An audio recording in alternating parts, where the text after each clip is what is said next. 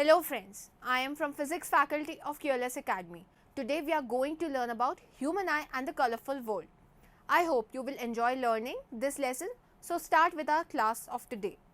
Scattering of light.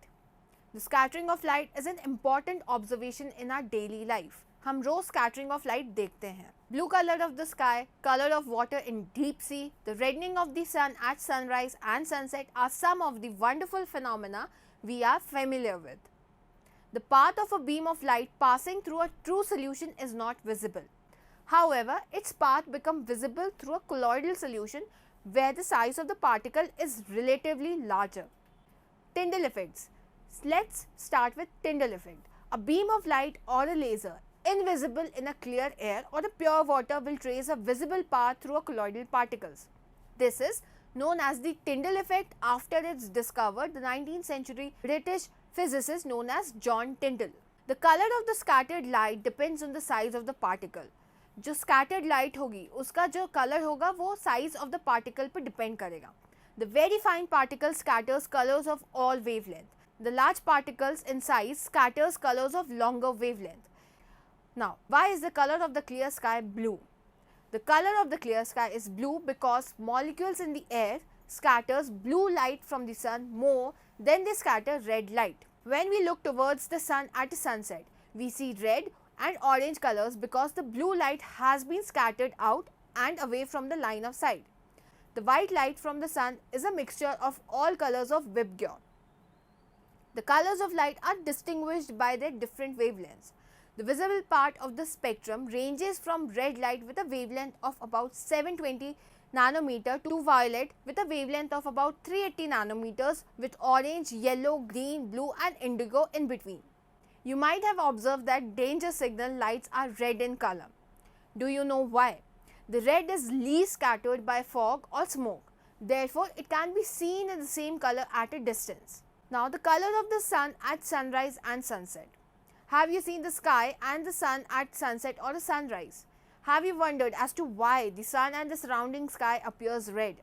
Now let us do an activity to understand the blue color of the sky and the reddish appearance of the sun at sunrise and sunset.